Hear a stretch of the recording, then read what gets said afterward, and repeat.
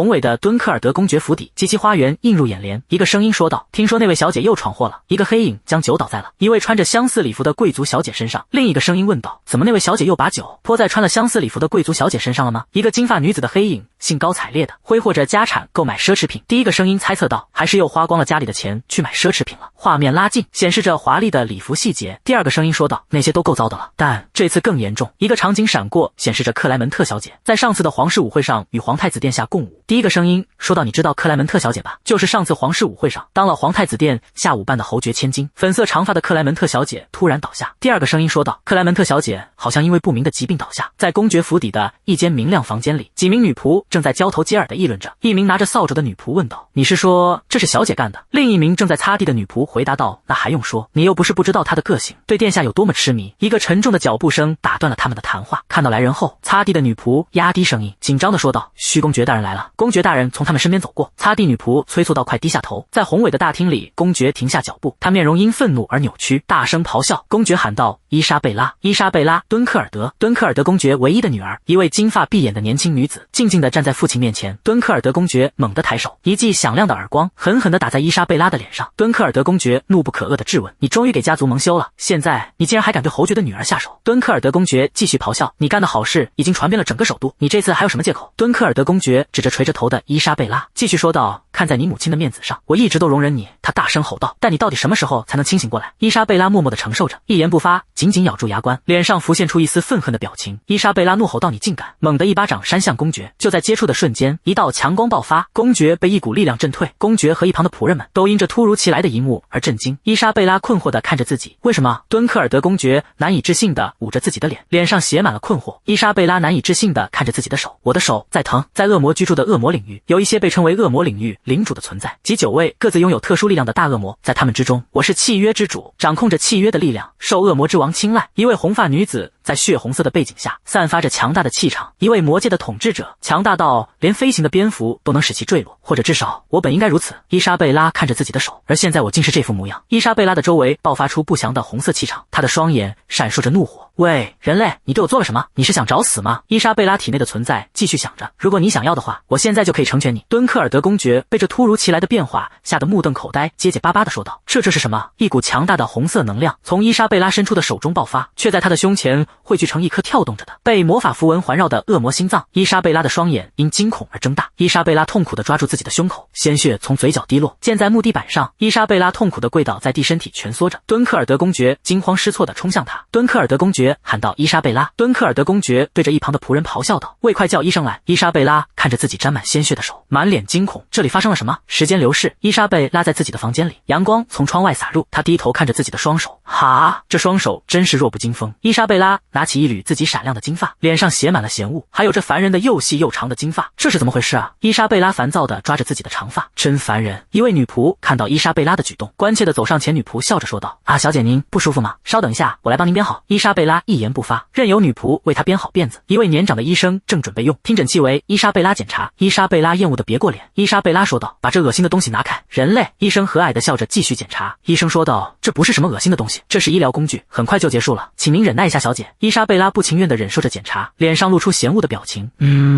要是一個惡魔被人類檢查的事情傳出去，我會被嘲笑1000年。檢查結束後，女僕向醫生詢問伊莎貝拉的情況。女僕問道：“您覺得小姐為什麼會吐血呢？”醫生取下聽診器，神情困惑。醫生說道：“目前來看，除了身體有點虛弱，沒有什麼特別的。”女僕看着一旁垂着眼眸的伊莎貝拉，提出了一個猜測。女僕說道：“會不會是公爵大人身為武者，出手傷了她，造成了內傷？”伊莎貝拉體內的存在記起了與公爵對峙時的情形。當時我怒不可遏，試圖用魔法除掉那個傲慢無禮的人類，但是有人在我的靈魂上刻下了一道魔法印記，力量太過強大，以至於如果我試圖強行施展魔法，我的靈魂都會破碎。伊莎貝拉閉上眼睛，按着太陽穴，陷入沉思。這絕對不是普通生物的手筆。如果有人敢對我做這種事，伊莎貝拉體內的存在先想到了統治之主，但他臨時眾魔主中最強的，性格嚴肅沉重，與惡魔的本性格格不入。我一直覺得他的眼神很討厭，會是他嗎？伊莎貝拉體內的存在想到了另一個可能，又或者是幻象之主阿奈特的身影浮現在他腦海。阿奈特是一位粉色頭髮的女子，玩弄着卡牌。不久前，阿奈特在一場牌局中輸給了我，不得不交出他最喜歡的別墅。難道阿奈特發現現我出老千了。伊莎貝拉體內的存在繼續推測，如果不是，那也許是貝利亞了。色欲之主貝利亞的形象出現了。貝利亞有着紫色的頭髮，舔着嘴唇，眼神充滿慾望。伊莎貝拉低頭審視着自己現在的身體，畢竟這副身體看起來完全就是貝利亞的菜。醫生收拾好他的醫療箱，微笑着對伊莎貝拉說：“沒有什麼大的健康問題，內傷過幾天就會好，小姐不必擔心。”女僕傑西指着伊莎貝拉的裙子，激動地反駁道：“那不可能！您看這裙子上的血跡，她吐了這麼多血。”醫生示意傑西過來，低聲說道：“傑西，我感謝你的關心，但真的沒什麼大不了的。更重要的是，你過來一下。”醫生小聲向傑西詢問：“你覺得小姐的情況怎麼樣？”“我是說精神上。”傑西也壓低了聲音回答道：“什麼？他說話的方式，我也不知道他為什麼突然會這樣。”伊莎貝拉躺在床上，能聽到他們的竊竊私語。伊莎貝拉體內的存在心想：我猜我在這副人類身體裡太放肆了，如果我被發現異常，那可就麻煩了。我甚至不知道我會被困在這裡多久。傑西繼續說道：“我敢肯定沒什麼，他一直都有些古怪。”醫生猜測道：“也許這次他在假裝失憶。”伊莎貝拉聽到這裡，困惑地歪了歪頭。醫生繼續猜測道：“他說話的方式會不會像現在流行的小說那樣回歸，還是不是？”傑西反駁道：“我想他上個月已經試過失憶了。”醫生同情地說：“可憐的孩子，你一定很辛苦。”傑西回答說：“沒關係，我喜歡侍奉小姐，但這次他看起來真的很困惑。”伊莎貝拉躺在床上，雙臂交叉，眉頭緊鎖。這身體的主人到底是個什麼樣的人？時間流逝，伊莎貝拉坐在窗邊，俯瞰着公爵府的花園。傑西在一旁為他講述情況。伊莎貝拉說道：“所以你是說我是敦克爾德公爵的女兒？”伊莎貝拉，敦克爾德。伊莎貝拉拿起花瓶裡的一朵花。所以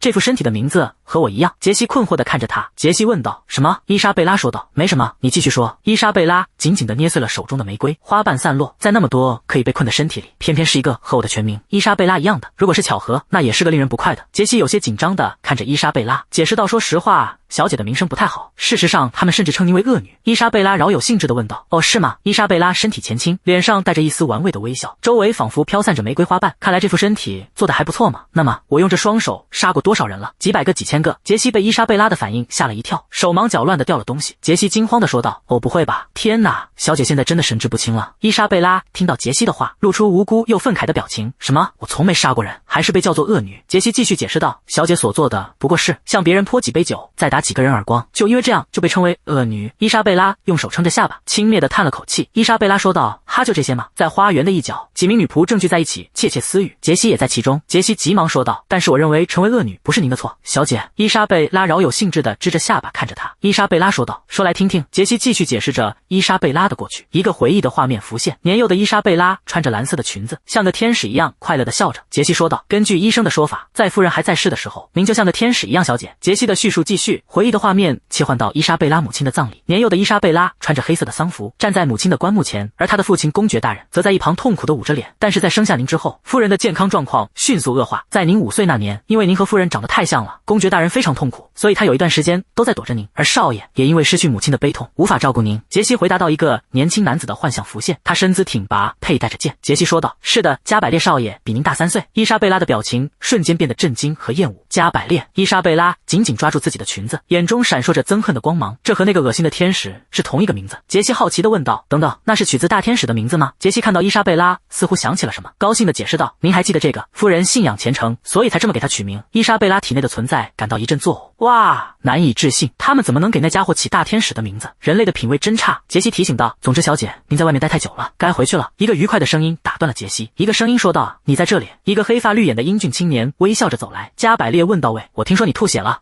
加百列帶着燦爛的笑容走進伊莎貝拉。加百列問道：“喂，你不是吐血了嗎？”傑西緊張地躬身行禮。傑西說道：“侯爵少爺。”伊莎貝拉抬頭看着他。伊莎貝拉體內的存在心想：原來這家伙是這副身體的。加百列用手指戳了戳伊莎貝拉的頭。加百列說道：“未不回答嗎？”加百列繼續用嘲諷的語氣說道：“你這次又在演什麼戲？吸引注意力的手段還真是別出心裁。”加百列厲聲說道：“天天惹是生非，你還要可悲到什麼時候？”傑西被嚇得渾身一顫。伊莎貝拉的表情瞬間陰沉下來。伊莎貝拉震驚地看着眼前的一幕，一股紅色的怒氣開始在他周圍彌漫。这又是什麼情況？伊莎貝拉猛地抓住了加百列的手腕。加百列驚訝地看着他，仔細一看，這家伙也好，都不懂得珍惜自己的生命，憤怒地瞪着他。加百列一臉震驚。伊莎貝拉的雙眼閃爍着紅藍色的異光。哦不，如果我再在這種狀態下使用魔法，加百列喊道。伊莎貝拉突然噴出一口鮮血，虛弱地倒在加百列的胸前。加百列低頭看着他，震驚地喊道：“神什麼？”加百列看着伊莎貝拉，臉上滿是震驚和擔憂。加百列質問道：“不會吧，你真的吐血了？”伊莎貝拉用袖子擦去嘴角的血跡。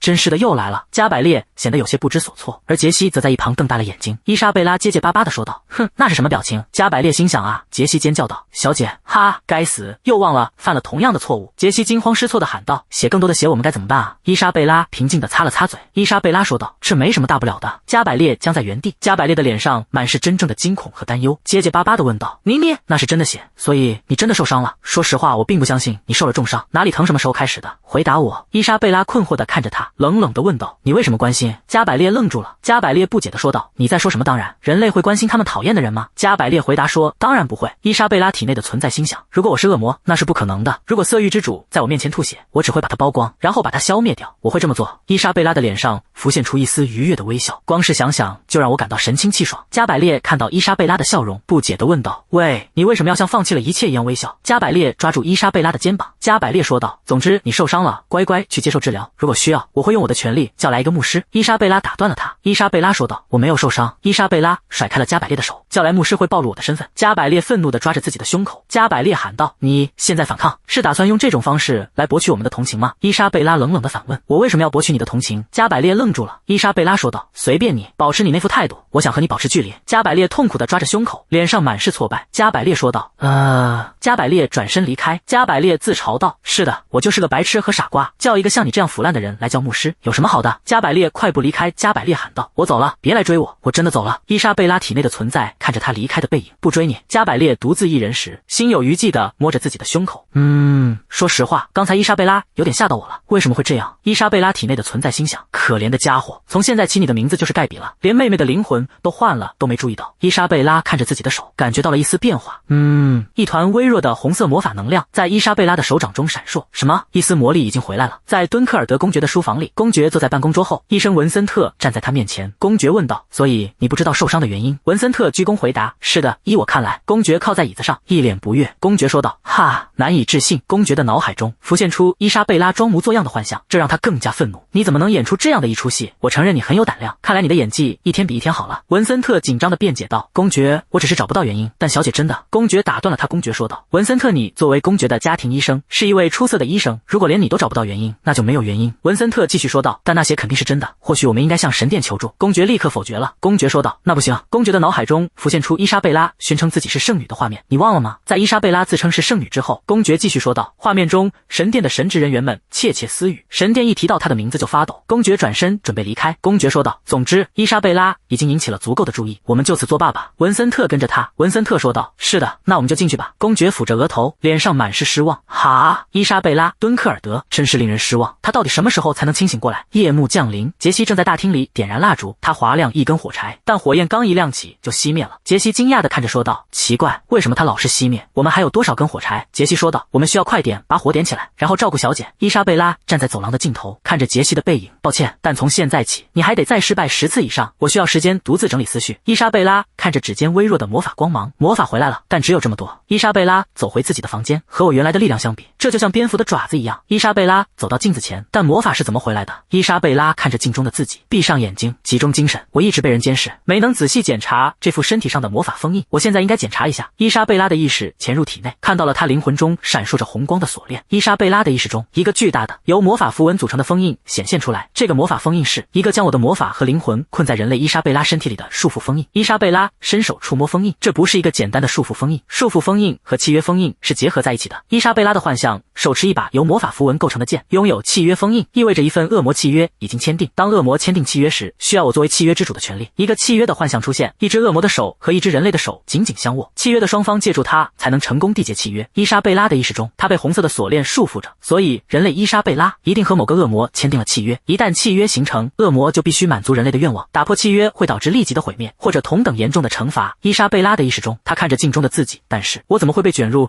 這份契約中動彈不得？我的魔法被封印是因為這個，無論發生什麼，讓我們打破封印，重拾魔力，回歸本體。與伊莎貝拉簽訂契約的惡魔必須滿足他的願望才能打破封印，我只需要履行那份契約。伊莎貝拉的意識中，人類伊莎貝拉跪在魔法陣中，雙手合十，仿佛在祈禱。那麼我們首先需要弄清楚的是伊莎貝拉的願望。伊莎貝拉煩躁地抓着自己的頭髮，臉上帶着一絲惡意的微笑。哈，你把這煩人的任務推給我，不管你是誰，如果我找到你，我會永遠讓你的頭和身體分家。紮着雙馬尾的女僕傑西歡快地跑了進來。傑西喊道：“小姐，火終於點着了。”傑西繼續解釋道：“好像是整批火柴都有問題呢。”傑西看着伊莎貝拉的背影，心裡嘀咕：“啊，她又在奇怪地笑了。”側着臉暗自思忖：“丫頭該從哪裡開始把你撕碎呢？”伊莎貝拉猛地轉過頭，伊莎貝拉厲聲叫到傑西。傑西嚇了一跳：“是小姐，我沒有想那種大不敬的事，我剛才想了一點點。”伊莎貝拉站着，眼神堅定，開口道：“我得去確認一下阿比和凱比的情況。現在那個凱比是小侯爵，見到凱比之後，一部分魔力恢復了。伊莎貝拉的願望很可能和他的家人有關。牆上掛着2幅肖像畫，一幅是年長的侯爵，另一幅是年輕的小侯爵凱比，大概有頭緒了。現在只要直接去找他們當面對質，確認一下就行。”臉上則露出一種狂喜的笑容，心想每天一遍又一遍的。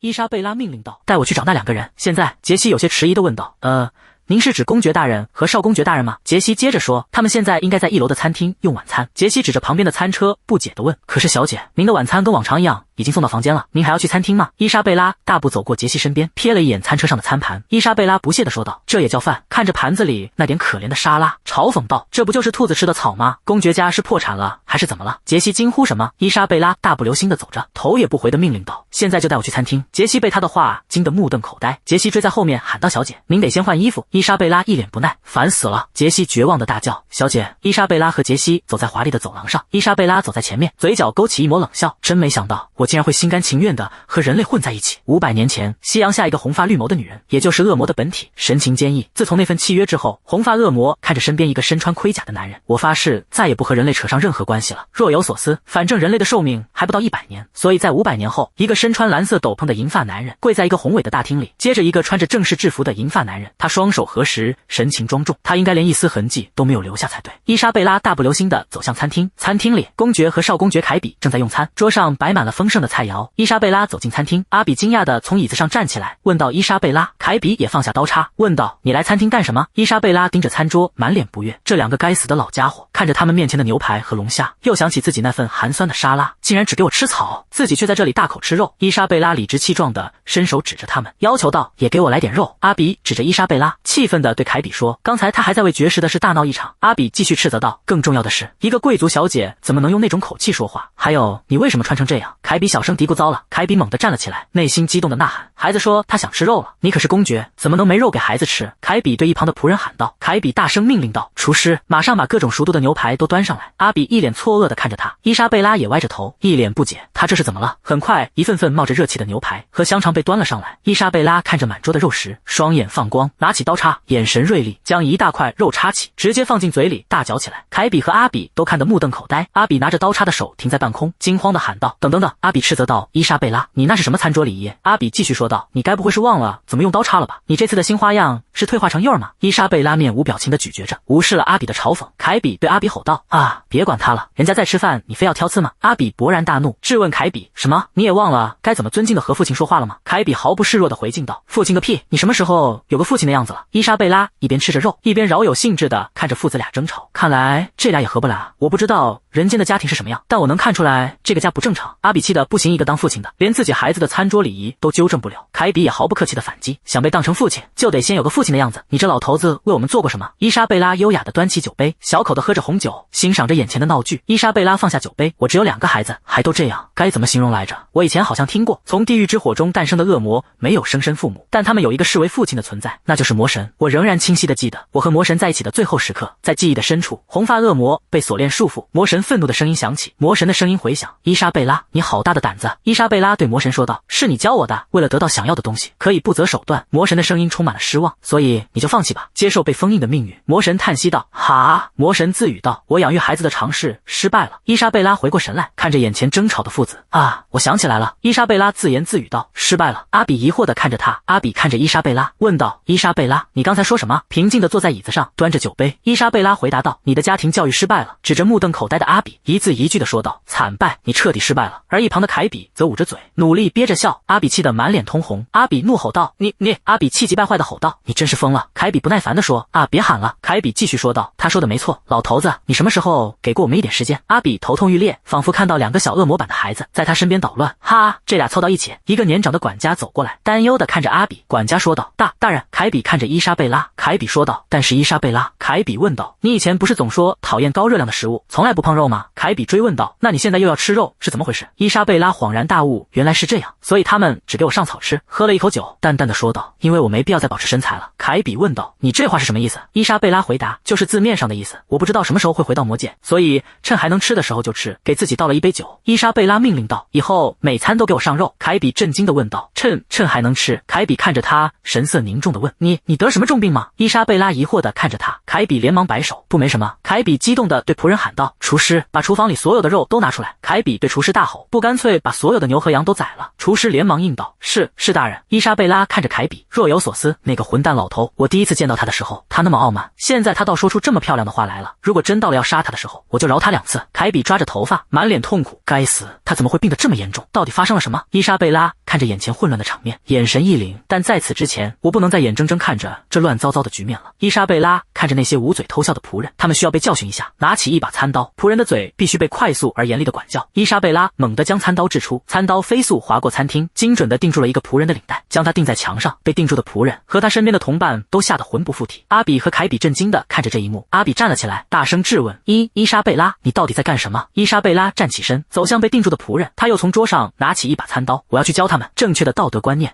神聖帝國西卡穆特，一座宏偉的白色城堡矗立着。在帝國的7大公爵大主教家族中，代表高迪姆家族的是一個沒有繼承人，來繼承其名號的紅色羽翼徽章。500年前，一位國王坐在華麗的王座上，俯視着階下。王座上的國王問道，高迪姆家族就要這樣銷聲匿跡了嗎？國王面前跪着2人，他們的後代至今仍在尋找失蹤的女公爵。現在，一位身穿紅黑相間教袍的紅衣主教聽着下屬的報告，紅衣主教問道，所以你的意思是，過了這麼久，還是沒有女公爵的消息？這真是一群可憐蟲，都過去500年了，他們身上連一滴英雄的血脈都不剩了。紅衣主教不耐煩地說道，那乾脆宣布高迪姆家族已經消失，了結此事不就好了嗎？紅衣主教質問道，為什麼要拖這麼久？紅衣主教心想，要說起來，鄧克爾德家族才更令人敬佩，他們憑借純粹的功績贏得了公爵的地位。紅衣主教回憶着，我也在這個年紀成為了劍術大師，捍衛了鄧克爾德家族的名聲，就連父親，雖然他作為父親很失敗，但他是一位經驗豐富的戰士。看吧，丹克沃德家族就是這麼出色。我們家族唯一的污點就是一個女人的尖叫聲打斷紅衣主教的思緒。在過去的某個宴會上，年輕的伊莎貝拉將酒潑在另一位貴族小姐的裙子上，旁邊的人驚呼，小姐，您怎麼能這樣？伊莎貝拉看着那位小姐，眼神充滿了嫉妒和憤怒。你的裙子和我的一樣。伊莎貝拉怒吼道，區區一個伯爵的女兒也敢模仿我的禮服？周圍的賓客議論紛紛，賓客甲難以置信，真是粗俗不堪。凱比在回憶中搖着酒杯，對伊莎貝拉的印象停留在過去。惡毒又妄想的伊莎貝拉，愚蠢如石，只會惹是生非的伊莎貝拉，可悲。那個麻煩製造者一天不惹事就不痛快，至少我是這麼想的。尖叫聲把凱比從回憶中拉回現實。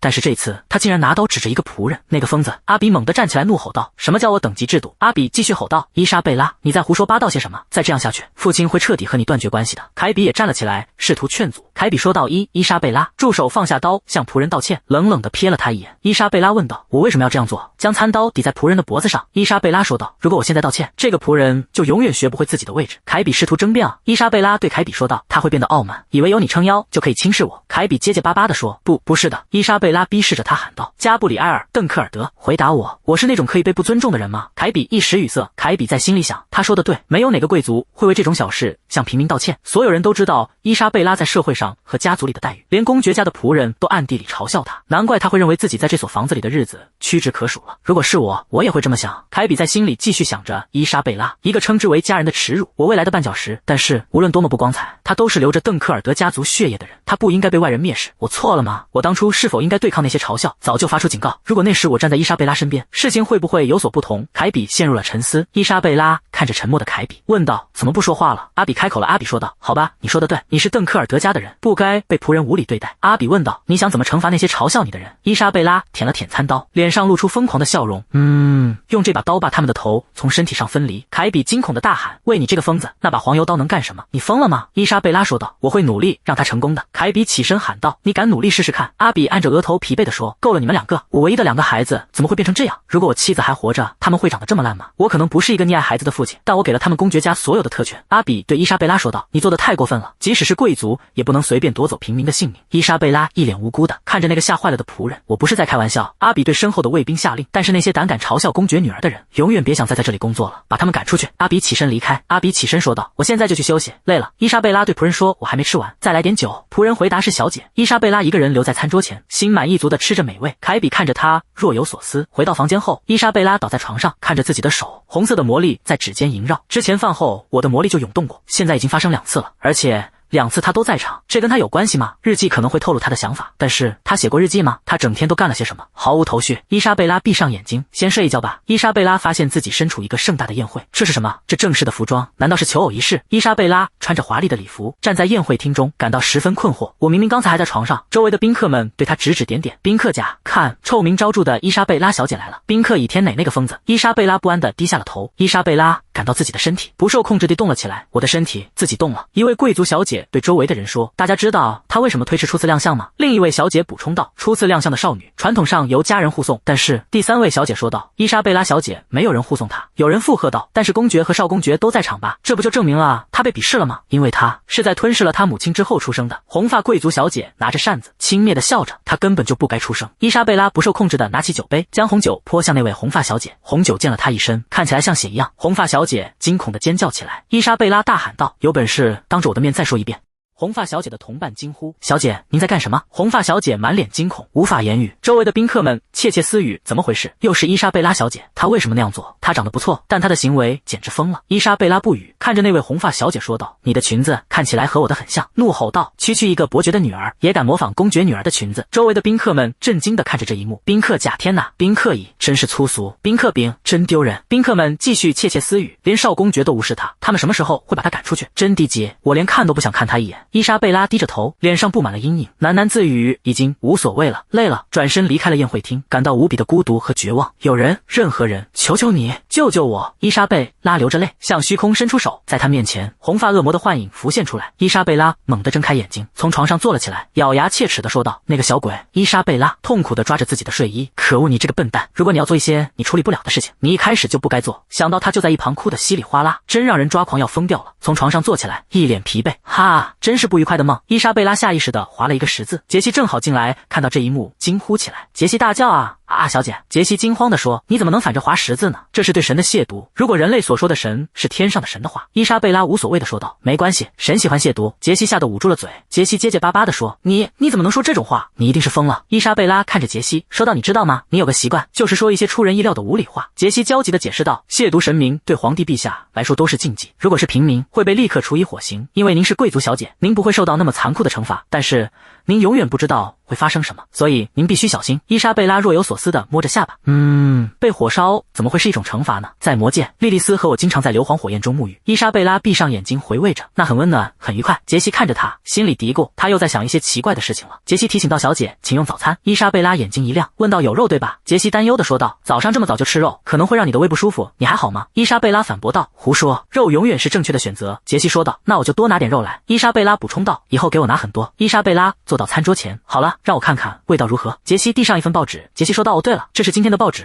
伊莎貝拉問道：“報紙？”伊莎貝拉接過報紙，疑惑地想：“我是那種會看報紙的人嗎？”傑西解釋道：“你通常不看，但是今天報紙上有皇太子殿下的照片。”伊莎貝拉問道：“皇太子？那跟我有什麼關係？”傑西回答：“因為您喜歡皇太子殿下啊，小姐，不用找了，他就在頭版上。”伊莎貝拉看着報紙上皇太子的照片，我猜他挺帥的。伊莎貝拉說道：“你是說我喜歡這個？他不過是個凡人。”傑西驚呼：“小姐！”傑西激動地喊道：“你怎麼能稱皇太子殿下為這個？這是對皇室的叛國罪。”伊莎貝拉掏了掏耳朵，犯叛國罪的方式還真是多種多樣。伊莎貝拉對傑西說道：“無論如何，他不再是我的菜了，所以以後你不用拿來了。”傑西回答：“話說回來，您現在的記憶還不完整，小姐。”傑西好奇地問道：“那您現在喜歡什麼類型的呢？”小姐，伊莎貝拉回答：“我 D 類型。”你問我的類型？金髮女人腦海中浮現出一個銀髮男人的身影，他站在水中，一只白鴿停在他的手上，一個純白色的靈魂。傑西恍然大悟。傑西說道：“所以您的意思，您是看一個人的內在？”伊莎貝拉說道：“你想怎麼想都行。”现在我想起了一些我寧願不想的。的事情。那個擁有我一生中第一次想要的靈魂的人類，為了擁有那個靈魂，我第一次和一個人類簽訂了契約。而他的結局，一名銀髮藍眸的男子，身着鎧甲，面無表情的舉起一把閃爍着不祥紅光的劍，噗嗤，劍刃刺入血肉，鮮血四濺。伊莎貝拉猛地驚醒，仿佛那把劍刺穿的是自己的身體。她大口喘着氣，臉色慘白，冷汗直流，將手按在胸口，緊緊攥起。忘了他吧，那都是過去的事了。伊莎貝拉坐在华麗的椅子上，在桌前展開一份報紙，還是先把報紙看完吧。從500年前開始，要掌握中介的狀況，就沒有比報紙更好的東西了。艾森帝國，伊莎貝拉看着報紙上的信息，以前是王國，現在是帝國了。在那麼多國家裡，伊莎貝拉住的地方偏偏就是艾森帝國，這又是什麼不祥的預言嗎？繼續閱讀，皇太子的報道是關於一場外交活動的。外交什麼的，人類還是過着這麼累的生活，明明用武力橫掃一切就行了。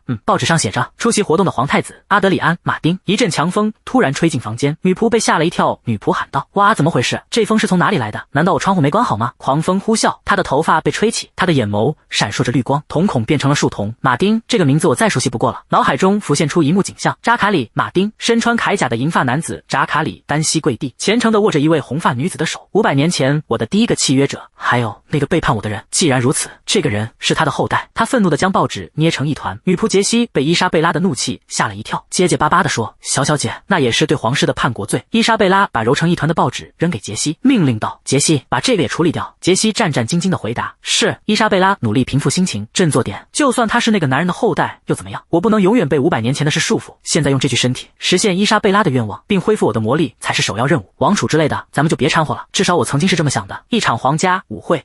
傑西遞上一封印有火漆的華麗請柬。皇室舞會。傑西興奮地說：是的，我以為我們收不到請柬，但看來是公爵大人為您爭取來的。伊莎貝拉面無表情地回答：我不去。傑西勸說道：小姐，我知道您還在恢復記憶，但是作為貴族，您不能無視皇室的邀請，為了您的聲譽，您必須參加。伊莎貝拉雙臂交叉，陷入沉思。我得暫時以伊莎貝拉的身份生活，所以沒有理由引人注目。但是昨晚做的那個夢，區區一個伯爵的女兒，竟敢公開侮辱公爵的女兒伊莎貝拉，不管他們怎麼對待她，公爵的女兒終究是公爵的女兒。有人敢這麼公開的不尊重她，很可能背後有人撐腰。我還掌握的信息不夠，我需要去摸清情況。伊莎貝拉睁開眼下了決定，說好吧，我去。傑西喜出望外地喊道：真的嗎？那我們得趕緊給您挑禮服。哦不，我該怎麼辦？傑西驚慌地喊道：我們有大問題了，是禮服和首飾。他看着滿屋子的華服，有什麼問題？那裡不是有很多禮服嗎？傑西解釋道：那些衣服您每件都至少穿過一次，如果在皇室宴會上穿已經見過的禮服，人們會開始竊竊私語。賓客們低聲議論道：看看那件衣服，太老土了。另一位賓客附和道：看來他終於要被趕出去了。伊莎貝拉滿不在乎地說：那就買件新的。傑西為難地解釋道：那個，因為您惹了太多麻煩，分配給您的預算已经完全被撤回了。現在小姐，您连買一雙鞋的錢都不夠。他的腦海中浮現出自己曾是魔界最富有、最有權勢的存在的畫面，但那畫面瞬間破碎。我整個魔界最强大、最富有的人，窮得叮當響。伊莎貝拉大受打擊。傑西在一旁小聲說：我沒說的那麼嚴重。伊莎貝拉轉身堅定地宣布：這可不行，傑西，我要變有錢。傑西困惑地問：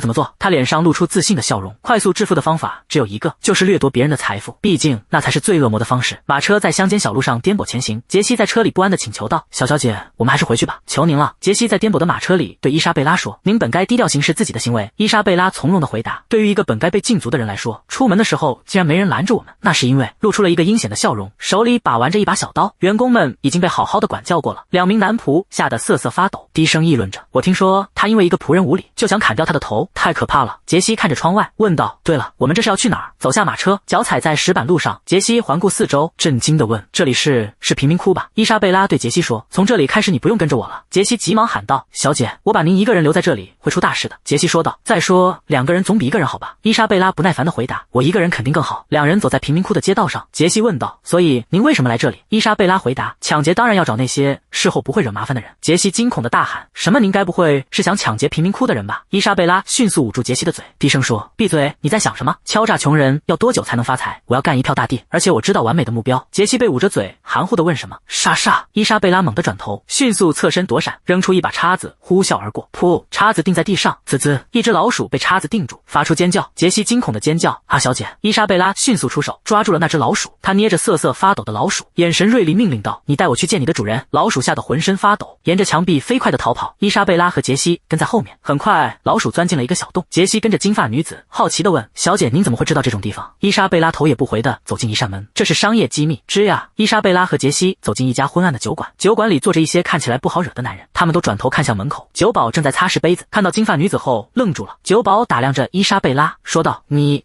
不是贫民窟的人？”酒保放下杯子，警惕地問：“你来这裡有什麼事？”伊莎貝拉將手拍在吧台上，氣勢逼人地說道：“我跟你們這些老鼠沒什麼好談的，我是來見這裡的老大的。”說道：“帶我去見你的主人。”酒館裡的氣氛變得緊張起來。酒保嘆了口氣，說道：“哈，跟我來，老大在地下室。”伊莎貝拉對傑西說：“傑西，你待在這兒。”傑西擔心地說：“哦，但是小姐。”伊莎貝拉不耐煩地打斷了他，說道：“是你是擔心我，還是擔心你自己？”傑西從門縫裡探出頭，喊道：“請快點回來，別忘了我啊！”伊莎貝拉跟着酒保走下樓梯，我們下得很深，他還是那麼膽小。酒保指着一扇門說道：“你可以從這扇門進去。”伊莎貝拉叫住了他，警告到位：“在我跟你們老大說話的時候，不准碰我帶來的那個女孩。”他眼神冰冷，瞳孔中閃過一絲寒光。他繼續威脅道：“如果有人動了那個女孩一根手指，他們就會祈求一個永遠不會到來的死亡。”酒保嚇得一哆嗦。伊莎貝拉不耐煩地揮了揮手，說道：“現在滾吧！”酒保恭敬地鞠了一躬，說道：“我告退了。”酒保轉身離開後，走向了那扇門，腦海中浮現出關於鼠王色的信息。鼠王色，一個天生魔力低微，在魔界等級中處於底層的惡魔。然而他過於驕傲，不願屈服於更強大的惡魔，所以他拋棄了魔界，轉而統治人類。他利用魔法控制老鼠，充當情報販子來維持生計，握住門把手，心中暗想：沒想到他一直都在人界，距離我們上次見面已經100年了。吱呀，門被推開了。伊莎貝拉微笑着說道：“我以為天使們早就找到你，把你包皮了，你還真是命大。”瑟被這番話驚到了，他看着金髮女子說道：“這令人震驚的直白說話方式。”瑟露出了笑容，繼續說道：“我有所懷疑，但果然是您，貝拉小姐。”瑟好奇地問道：“您來凡間做什麼？還有那個身體，那不是伊莎貝拉·鄧克爾德嗎？”他坐在沙發上，解釋道：“情況有變，所以我才來找你。”瑟摸着下巴，饒有興致地說道：“魔界的君主怎麼會跑到人類的身體裡？真有意思，對他背後的故事很感興趣。但是，除非我弄錯了，我幾乎感覺不到你身上有任何魔力。貝拉女士，在弱肉強食的魔界，那簡直是不可想象的，不是嗎？就好像你的魔力被封印了。”瑟的眼中閃烁着紅光，他抓起一縷貝拉的頭髮，笑着說道：“我說的對嗎？”貝拉冷冷地看着他，警告道：“注意你的語氣，別越界了。”瑟諂媚地說道：“我怎麼會對貝拉小姐如此無禮？”貝拉淡淡地說道：“是的，如你所說，我的大部分魔力都被封印了。”瑟的眼中閃過一絲貪婪的光芒。瑟說道：“但是你看！”瑟大喊。貝拉猛地將瑟按在桌子上，一把餐刀擦着他的臉頰，釘進桌面。瑟驚恐地看着近在咫尺的刀刃。貝拉俯下身，在他耳邊低語道：“即便只有這麼點魔力，我也能瞬間抹殺你，明白嗎？”瑟顫抖着問道：“貝拉小姐，插在我旁邊的是餐刀吧？”貝拉回答：“沒錯。”瑟難以置信地問道：“你是認真的嗎？你用這個就能做到？”貝拉回答：“高手不挑工具。”他將餐刀抵在瑟的胸口。瑟驚恐地大喊：“等等等！”瑟立刻服軟說道：“我道歉，我只是開個玩笑，我怎麼敢冒犯貝拉小姐？”瑟繼續說道：“您在魔王的庇護之下，像我這樣的人，根本我太害怕後果了，不敢嘗試任何事情。”貝拉收回餐刀，冷冷地說道：“沒錯，如果有人傷害了我，莉莉絲是不會善罷甘休的。”貝拉心中暗想，沒有靠山的惡魔是很可悲的。兩人坐下來喝茶。瑟驚訝地問道：“等等，發生了這麼多事，竟然沒人發現？”瑟繼續追問：“連鄧克爾德家的人都沒發現你占了那具身體？”貝拉呷了一口茶，淡淡的回答：“沒錯。”瑟不解地問道：“但是你的說話方式完全不一樣了。”貝拉解釋道：“這具身體的原主人是個不良少女，不管我做什麼，人們都覺得很正常。”瑟恍然大悟：“啊，鄧克爾德小姐以惹是生非而臭名昭著，直到最近她還惹出各種各樣的麻煩。”瑟若有所思地說道：“哦，對了，現在我想起來了，有傳言說伊莎貝拉小姐。”瑟繼續說道：“與惡魔崇拜者有聯繫。”貝拉皺起了眉頭：“惡魔崇拜者？”貝拉冷冷地說道：“那些害蟲還存在。”瑟回答說：“他們行動非常隱秘，我只在傳聞中聽說過，但不久前我確認了他們的存在。惡魔崇拜者500年前就背叛同類，投靠惡魔的人類，大多數惡魔都鄙視惡魔崇拜者，將他們視為為了滿足私欲而拋棄種族的骯髒叛徒。”貝拉想起了過去的一幕，我至今無法忘記那天在他們巢穴裡看到的恐怖景象。為了博取惡魔的歡心，他們屠殺惡魔自己都不會碰的孩子，甚至將他們活活燒死。瑟問道：“您真的討厭惡魔崇拜者，对吧，貝拉小姐？他們不是您的追隨者嗎？”貝拉回答道：“即使是怪物，我也不碰幼崽。”瑟說道：“我的追隨者，想象一下蟑螂崇拜你。”貝拉嫌惡地說道：“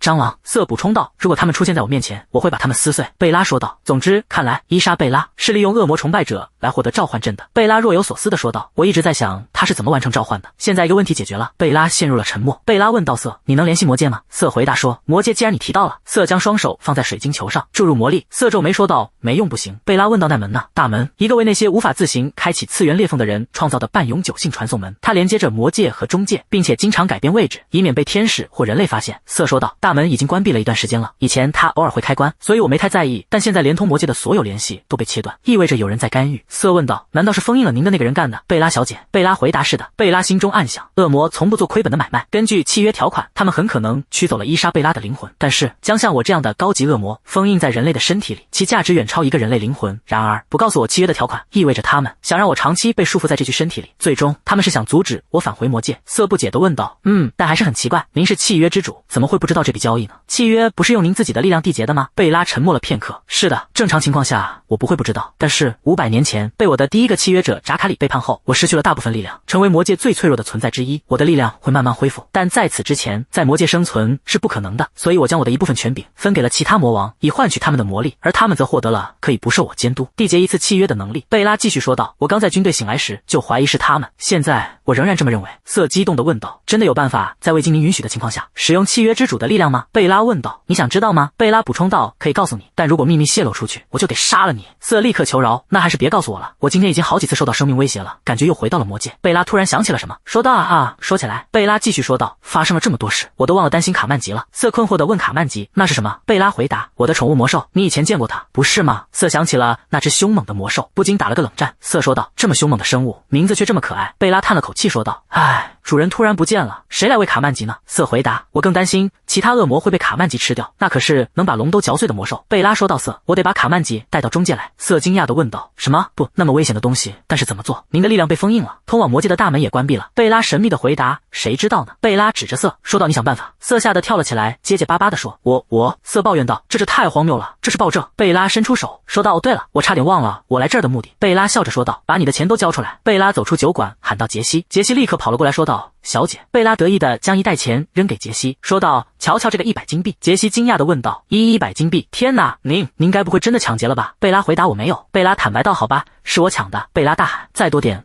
瑟求饒道，貝拉小姐，請您理解，我需要資金來運營情報網。貝拉說道，好吧，我還會再來的，下次準備多點。瑟抱怨道，這太過分了。貝拉解釋道，這裡的大多數人都是瑟的手下，所以我得保持點尊嚴。貝拉繼續說道，我只是賣了一些情報。貝拉補充道，比如鄧克爾德家族的秘密。傑西驚呼，什麼？就算您需要錢，那也。貝拉說道，蓋比睡覺時會吸吮大拇指。謊言。傑西困惑地問，說道，那真的是有價值的情報嗎？誰會為自言自語？一個白痴。傑西問道。貝拉回答，為什麼不呢？很有趣。我想也是吧。傑西想象着蓋比睡覺時吸吮大拇指的樣子，難以置信地說道，我真不敢相信公爵大人會有這種習慣。貝拉說道，總之這事就到此為止吧。貝拉說道，我們要去下一個目的地了。傑西問道，我們不是完事了嗎？100金幣足夠買一套宴會禮服了。貝拉說道，像我這樣的人，人類不會滿足於這點規模的，相信我。貝拉自信地說道，我會把它變成10倍不20倍的錢。傑西驚恐地看着貝拉，傑西顫抖着問道，小姐，該不會我們的下一站是賭場？傑西哭着說，你難道就沒有一點靠正當手段掙錢的想法嗎？傑西哭着威脅道，小姐，您要是去賭博，我就告訴公爵大人。貝拉不為所動地回答，去告訴他吧。傑西繼續說道，公爵大人最討厭賭博了，要是被抓到賭博，您真的會被趕出去的。傑西追着貝拉喊道，小姐。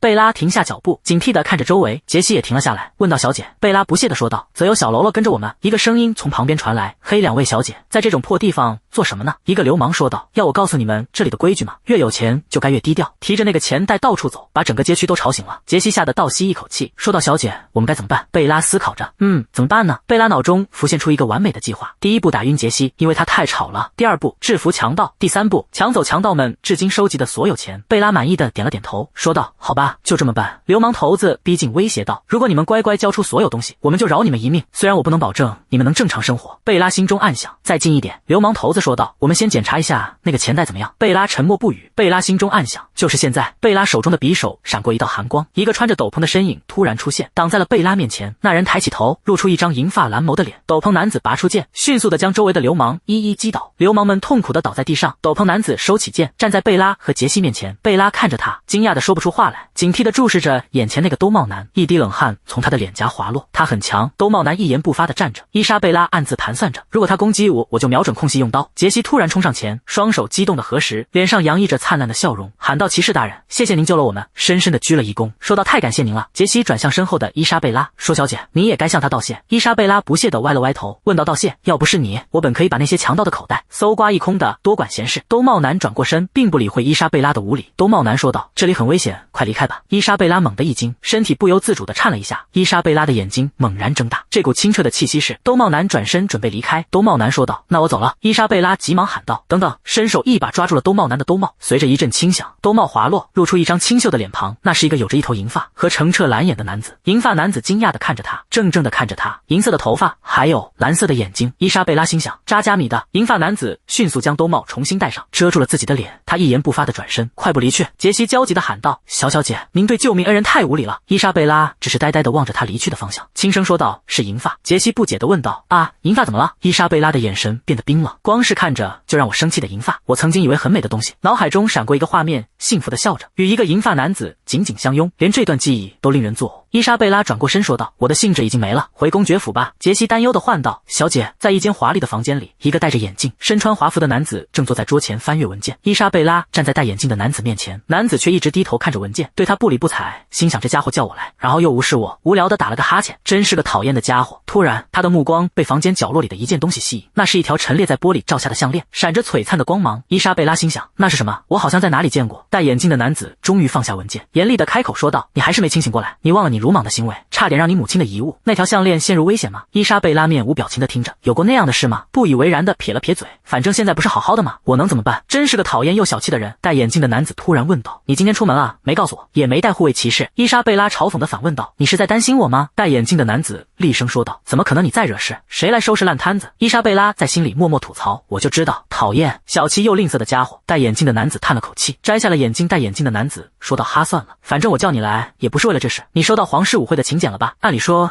應該被禁足，但多虧了克萊門特侯爵的體諒，你才能去參加。”伊莎貝拉的思緒飛轉，克萊門特侯爵，那不就是伊莎貝拉試圖毒害的克萊門特小姐的家族嗎？根據協議，侯爵決定掩蓋這件事，所以你不用接受審判。作為替代舞會結束後，你去侯爵家請求原諒。伊莎貝拉的眼睛猛地睜大，質問道：“什麼？我為什麼要？”伊莎貝拉真的是罪魁禍首嗎？那個是怎麼得到毒藥的？我進入這個身體後做的第一件事就是評估周圍的環境。最近唯一親近我的人是剛成為我侍女的傑西，絕甚至切斷了我的資金，我根本沒錢買毒藥。拋開所有這些不談，我為什麼要問？伊莎貝拉的所作所為收拾殘局。伊莎貝拉煩躁地扶着額頭，惱火地說道：“難道我要乖乖地去請求原諒？”戴眼鏡的男子打斷了他的話：“還有，你需要親手把我們同意作為補償的鑽石礦文件送過去。”聽到鑽石礦，伊莎貝拉的表情瞬間180度大轉變，她立刻露出燦爛的笑容，搶着說道：“我馬上就去。”男子困惑地看着他，伊莎貝拉微笑着，義正言辭地說道：“既然是我犯下的錯，當然應該去請求原諒。”拍着胸脯，笑容燦爛地宣布：“交給我吧。”轉身離開房間。鑽石礦，他剛才說的是鑽石礦。伊莎貝拉腦海中浮現出堆滿鑽石的山脈，鑽石只存在於中間界的礦物，就連我的魔戒寶庫裡都沒有。他竟然說要給我一整個礦山，他露出了一個勢在必得的笑容。這個我一定要弄到手。站在窗邊，若有所思。公爵相信是伊莎貝拉試圖下毒，所以他才用鑽石礦作為補償。但據我所見，這個案子很可疑。伊莎貝拉並不是罪魁禍首。伊莎貝拉的腦中浮現一個念頭：那麼，如果我證明伊莎貝拉不是罪魁禍首會怎麼樣？如果我在侯爵家證明了這一點，就沒必要支付補償金了。繼續盤算着，我會告訴公爵，我已經用鑽石礦支付了補償金，只要我巧妙地安排一下情況，就能把鑽石礦吞為己有，一個讓所有人都開心和滿意的結局。那麼，首先我需要找到證據證明他不是罪犯，不是我，而是那個人。阿提什么？突然我感覺一陣寒意。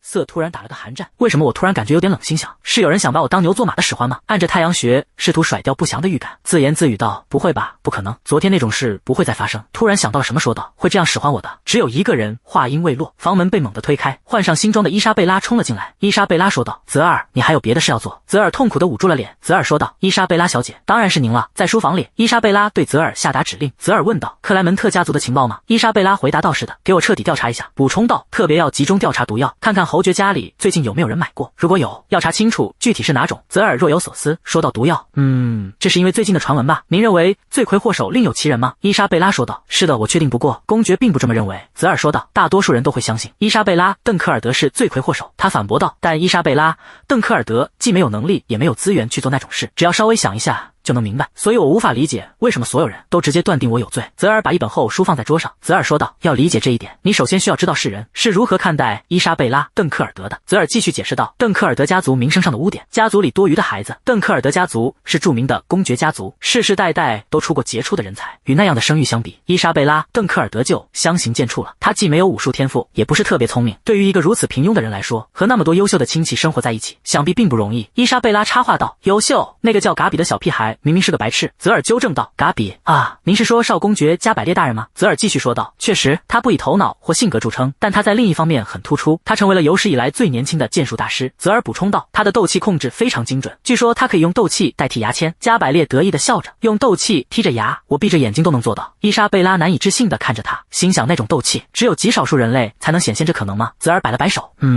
那只是個傳聞，沒有得到證實，他就是被傳得那麼厲害。澤爾繼續說道，有一次，一個女僕告訴我，她在公爵夫人去世後和家人疏遠了，但會不會只是因為他沒有能力而被排斥，說他沒有天賦只是人們吹毛求疵的說法，家庭不和的真正原因可能在於公爵夫人。澤爾說道，生下伊莎貝拉後，公爵夫人的健康狀況迅速惡化。伊莎貝拉拖着下巴一臉不解說道，我還是不明白，伊莎貝拉不就是專門為了公爵的配種目的而出生的嗎？要说有什麼錯，那也是公爵管不住自己褲子的錯。澤爾被他大膽的言論驚得咳嗽起來。澤爾扶着額頭，澤爾說道，你在中間界待太久了嗎？這麼久之後再聽到魔界的禮儀，真難適應。澤爾心想，配種目的真是的，總之因為他的名聲已經很差了，再多一個惡劣的傳聞也無需證實真偽。澤爾說道，除非你能拿出確鑿的證據，否則沒人會相信別的說法。既然如此，伊莎貝拉說道，你只需要找到足夠確鑿的情報，讓所有人都無法否認就行了。澤爾的臉色瞬間慘白，他意識到自己又給自己挖了個坑。澤爾喊道啊！澤爾懊惱地想，該死，我剛給自己挖了個坑。澤爾嘆了口氣，認命地問道，我會盡力，但截止日期是什麼時候？皇室舞會當天的午夜。澤爾大吃一驚，什麼？皇室舞會是後天？你要我在後天午夜前完成調查？伊莎貝拉笑得更燦爛了，問道，怎麼，你覺得你做不到嗎？拿出一把小刀，在手裡把玩着。澤爾嚇得魂飛魄散，冷汗直流。澤爾擠出一個僵硬的笑容。澤爾說道，不，我一直很喜歡挑戰自己的極限。澤爾變成一只小老鼠的模樣，搓着手。澤爾小聲說道，但是貝拉小姐，我是個情報贩子，一個買賣情報的惡魔，問題是我的費用。伊莎貝拉總少女垂下眼簾，然後緩緩閉上，冷地說道，我剛剛已經付過了，用你的命。澤爾嚇得捂住嘴巴，渾身顫抖，弱者的悲哀。伊莎貝拉突然想起了什麼，說起來，猛地一腳踢在澤爾的椅子上。澤爾嚇了一跳，身體猛地挺直。澤爾結結巴巴地問世事，認真地看着他問道，你考慮過回魔界嗎？我可以和莉莉絲談談，給你找個合適的職位。澤爾連忙擺手。澤爾說道，謝謝您的好意，但我現在在中間界更自在。澤爾心想，中間界撐不了多久了，我能感覺到魔神的封印正在減弱，封印最多還能再撐100年，而當魔神回歸時，他的第一個目標將是摧毀人類居住的中間界。澤爾說道，過去他也曾試圖摧毀它，結果被封印了。澤爾的態度立刻轉變，他認真地說道，那我想去魔界總比待在這裡被殺要好多些。提醒。伊莎貝拉拖着下巴說道，別客氣。澤爾露出一臉嫌棄的表情。伊莎貝拉繼續說道，我只是不忍心看着我親愛的小老鼠死去。澤爾清了清嗓子，恢復了嚴肅。澤爾說道，就算您這麼說也得，總之無論結果如何，我都會在後天午夜前完成調查。伊莎貝拉強調，記住這點，證據越是無可辯駁就越好。伊莎貝拉躺在床上，睡夢中浮現出一些零碎的畫面。一個女子問道，所以你要繼續訂婚嗎？另一個粉色頭髮的女子回答，我哥哥那麼堅持，我想我不得不。粉色頭髮的女子憤怒地說，哥哥個屁，連野獸都不會出賣自己的家人。抓住了粉色頭髮女子的肩膀，金髮女子說道，納迪亞·克萊門特。納迪亞溫柔地笑着。納迪亞說道，如果你想改變什麼，有時候你必須冒着生命危險，尤其是。思緒又跳到了另一個畫面，一個水手服的年輕女孩坐在图書館裡，聚精會神地看着一份文件。接着畫面又變成一個身穿軍服的女子，手持长劍，目光堅定，翠綠色的眼眸裡充滿了決心。如果你是一無所有的人，伊莎貝拉·鄧克爾德開口說道，你就必須做好準備。夢境在一片耀眼的白光中消散，陽光透過窗戶照進一間華麗的臥室。伊莎貝拉緩緩睜開眼睛，坐起身，絲綢被單發出沙沙的聲響。她一只手按住自己的胸口，臉上露出不安的神情。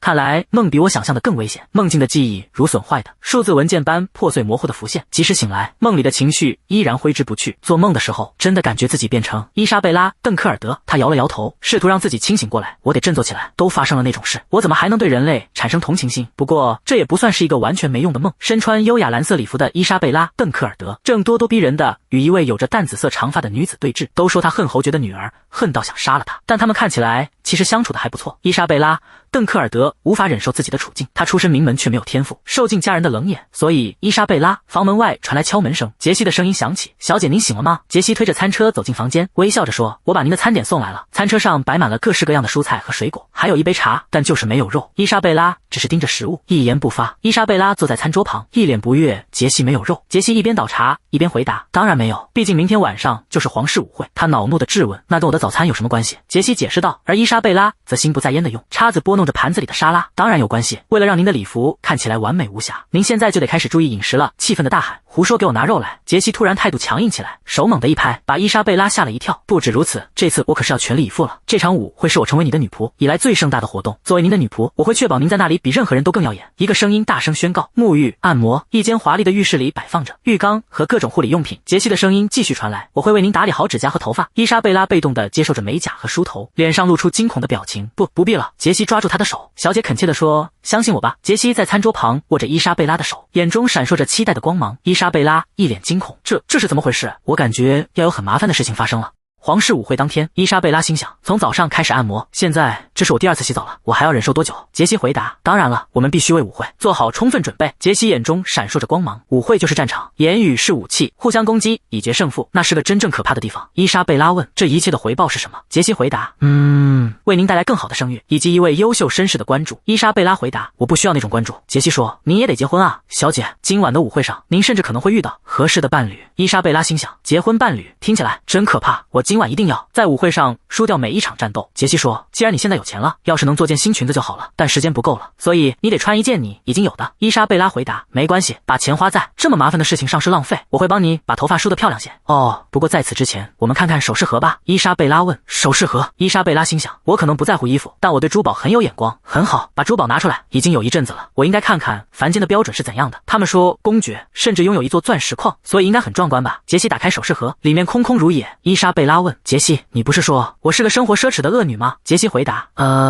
我只在這座宅邸待了很短時間，所以我只聽過傳聞。伊莎貝拉說，大多數都很簡單，不是節儉的設計。傑西回答，伊莎貝拉心想，感覺有些不對勁。加百列心想，他怎麼這麼久？他聽到腳步聲，回頭一看，伊莎貝拉身着紅裙，緩緩走來。他心想，什麼？只是加比而已。加百列問，你準備了這麼久？伊莎貝拉回答，傑西費了好大勁才讓我準備好，所以花了一點時間。加百列問，哦，你的貼身女僕？傑西精疲力盡地坐着。加百列嗤笑，不管你怎麼打扮，你還是伊莎貝拉，真是浪費時間。伊莎貝拉面無表情，她心想，反正不是我的身體，所以真的沒關係。但既然我決定今天要輸掉每場戰鬥，也許我該給她一句讚美。伊莎貝拉驚呼，哦。加百列問，怎麼了？伊莎貝拉說，你今天真美，我好像措手不及了。加百列心想，他渾身發冷。嘿，別說奇怪的話了。伊莎貝拉繼續說，今晚的月亮似乎帶了所有的朋友出來，只為欣賞你的美麗。加百列大喊，啊，我叫你別說了，你讓我起雞皮疙瘩了。馬車緩緩前行，伊莎貝拉嘆了口氣，我為什麼要和你坐同一輛馬車？加百列回答，難道你想一個人用這整輛寬敞的馬車嗎？他繼續說，說真的，什麼態度？如果你的臉醜，至少你的性格應該端正。伊莎貝拉心想，一個惡魔竟敢教訓我性格，耐心，今天我要有耐心。是時候讚美了。伊莎貝拉說，不像你美麗的臉，你的頭腦相當敏銳，我會把它當作像你這樣的玫瑰應有的刺。加百列臉紅了，啊，你是真瘋了嗎？伊莎貝拉心想，這是什麼？比列曾經告訴我，人類喜歡這種讚美，所以我告訴他這個，別教孩子奇怪的東西。加百列說，嘿，我絕對不是因為擔心才說的，但是你應該改改你說話的方式。加百列說，在家裡還好，但在舞會上至少要用正式語言。伊莎貝拉問，正式語言？加百列回答，是啊，你知道你現在聽起來有多傲慢嗎？今天是皇室舞會。伊莎貝拉問，我需要對皇室使用正式語言嗎？伊莎貝拉心想，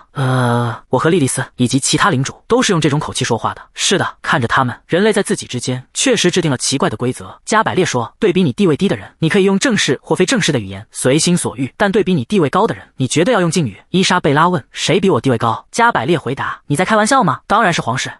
除了皇室，還有一些其他人，但既然你是公爵家的人，他們大概不會只因為你說話隨便而找你麻煩，但皇室不同，他們會因為侮辱皇室而把你關進監獄。你在聽嗎？伊莎貝拉心想，好像我會怕人類的監獄似的。舞會大廳裡人頭攒動，伊莎貝拉和加百列走了進去，賓客們議論紛紛。看那邊，伊莎貝拉心想，真浮誇，已經膩了，這是我夢裡見的大型繁殖場，我一整天都沒好好吃飯，我想我該去弄點吃的了。伊莎貝拉走向食物，在那兒，加百列跟着他。伊莎貝拉問，你為什麼跟着我？加百列回答，你覺得呢？我擔心你會惹麻煩。伊莎貝拉問，擔心？加百列臉紅，不是。加百列說，如果你敢惹出任何微不足道的事端，我會把你拖出來。伊莎貝拉心想，我們需要分開。伊莎貝拉說，我說了我不是。你這失敗者在說什麼？他們說食物很好吃，我計劃吃個飽。伊莎貝拉心想，還有，當然，你離得越近，越有可能發生你擔心的事。伊莎貝拉說，你以為我會讓這種事發生，還不趕緊走開？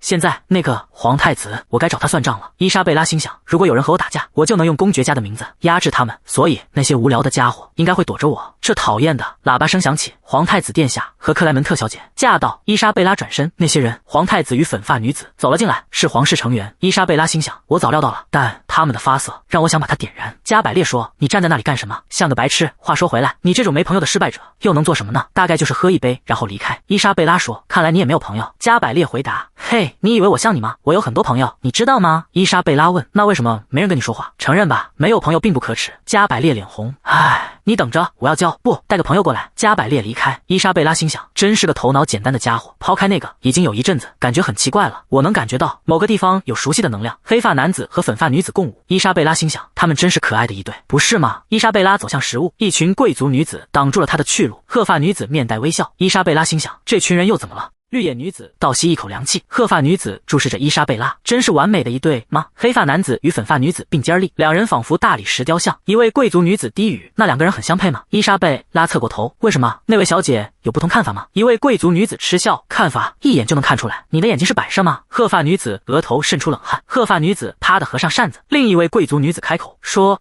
起來，小姐你的裙子真樸素啊，就像路邊的野花，倒也別有風情。褐髮女子用扇子掩住半張臉，那女子繼續說道：看來你總算找到了符合自己身份的東西。伊莎貝拉心想，這就是傑西警告過的舞會戰場嘛。她眉頭微蹙，竟覺得我像路邊野花一樣，未經馴服，這聽起來像是恭維，但絕非如此。也罷，我就當是讚美了。伊莎貝拉回以微笑。至於你的裙子，讓我想起了發情期的魔物，若是在狩獵時看到，我怕是沒認出是人就放箭了。褐髮女子臉色漲紅，你說什麼？褐髮女子搖搖欲墜，朋友們驚呼着扶住她。伊莎貝拉輕蔑地想，哼，才稱讚一句就臉紅，看來冰王子很容易融化。伊莎貝拉揚起嘴角，我很少誇人，強壯，感到榮幸吧？人類。伊莎貝拉向後一仰，撞進加百列懷裡。加百列驚呼，哇！加百列目光銳利地看着我，本以為你會被欺負才過來的，但伊莎貝拉回頭看見加百列豎起拇指，加百列咧嘴一笑，你占了上風。褐髮女子乾咳一聲，那麼他和朋友們倉皇離去。加百列問，你不是說你朋友會來嗎？伊莎貝拉回答，我確實有個真朋友，只是今天沒來。他心想，一隻真誠的流浪狗勝過一群虛假的哈巴狗。伊莎貝拉嘆了口氣，好吧，就當是那樣。加百列抗議，喂，我是認真的。加百列的表情嚴肅起來，話說回來，你剛才到底一直在看哪裡？他的目光一凝，順着伊莎貝拉的視線望去，一個身穿白色禮服的男人靜靜地站在那裡。加百列用手捂住伊莎貝拉的眼睛，他低吼，喂，你瘋了嗎？別想用眼神把他燒穿。伊莎貝拉低語，只是這種感覺。加百列追問，什麼？伊莎貝拉心想，你看起來很眼熟，不可能，他明明是人類，為何會散發出那種能量？難道說白衣男子與粉髮女子站在一起？他心想，我得確認一下，必須接觸到他。伊莎貝拉突然抓住白衣男子的手腕，加百列驚叫，喂，你徹底瘋了嗎？這不是道歉塞錢就能解決的事。白衣男子垂下目光，他又在胡說八道什麼？伊莎貝拉心想，切，要是力量完好，根本無需觸碰。加百列在一旁胡言亂語，不行，要踩就踩我，但求你別真的踩。白衣男子厲聲喊道，放手！伊莎貝拉猛地甩開他，加百列失聲尖叫，啊，喂！伊莎貝拉轉身徑直走下台階，白衣男子在原地注視着他，人群中一陣騷動，白衣男子獨自站在原地，他心想，那麼在這裡要如何不經意的和皇太子產生交集呢？伊莎貝拉走向皇太子，他屈膝行禮，伸出手，皇太子，你得和我跳舞。人群一片嘩然，天啊，太無禮了，真是放肆，不愧是鄧克爾德家的瘋女人。粉髮女子一臉驚愕，兩人靜靜對視，皇太子握住她的手，皇太子開口，好久不見，伊莎貝拉。一位貴族女子心想，他們認識嗎？我還以為是單方面糾纏。伊莎貝拉回應，是的，好久不見。兩人步入舞池，在眾人注視下起舞，賓客們竊竊私語，皇太子竟然真的和她跳舞，能怎麼辦呢？瘋女人也是公爵之女，公爵家肯定欠了皇室一大筆債。伊莎貝拉將手搭在他胸前，兩人貼近共舞。伊莎貝拉的雙眼閃着光芒，她心想，夠勁了。毫無疑問，皇太子是惡魔契約者，不知他做了什麼交易，竟洩露出如此龐大的魔力，力量增強了不少。究竟是哪個惡魔？伊莎貝拉猛地踩上皇太子的腳，他痛得悶哼一聲，他輕描淡寫，哎呀！伊莎貝拉在他耳邊低語，為這點小事計較，未免太小氣。若連這點痛都承受不住，你便沒資格戴上王冠。皇太子搶笑道，哈哈哈，一點都不痛。伊莎貝拉又踩了他一腳，伊莎貝拉清了清嗓子，就把這當成你未來將要承擔的所有國民的重量吧。皇太子微笑，你想踩就踩吧，只要別再長篇大論就行。皇太子繼續說，話說回來，伊莎貝拉，你感覺不一樣了，你終於做了嗎？伊莎貝拉不解，做了什麼？皇太子在他耳邊低語，你知道的惡魔契約。伊莎貝拉瞳孔一縮，皇太子低聲問，剛才你說了什麼？他心中震驚。伊莎貝拉告訴皇太子，他與惡魔簽訂了契約，他真的承認了。伊莎貝拉平靜地回答，是的，我承認了。皇太子閉上眼，果然，他輕聲說，伊莎貝拉，我求過你不要簽訂那個契約。伊莎貝拉回應，真好笑，你都做了，我為什麼不能？皇太子輕笑一聲，也對，況且你向來不聽人勸，我早該料到的，是我的錯。皇太子嘆了口氣。伊莎貝拉低語，多虧如此，可憐的克萊門特小姐都嚇壞了。粉髮女子用手捂住嘴，臉色蒼白，她額頭滲出冷汗。皇太子低語，那個女孩也知道你的秘密嗎？伊莎貝拉回答，我沒告訴她，但我一碰到她的手她就發抖，她知道。皇太子看着粉髮女子，既然她怕你，為何要接受她當舞伴？粉髮女子倉皇離去。伊莎貝拉說，那不是她的選擇。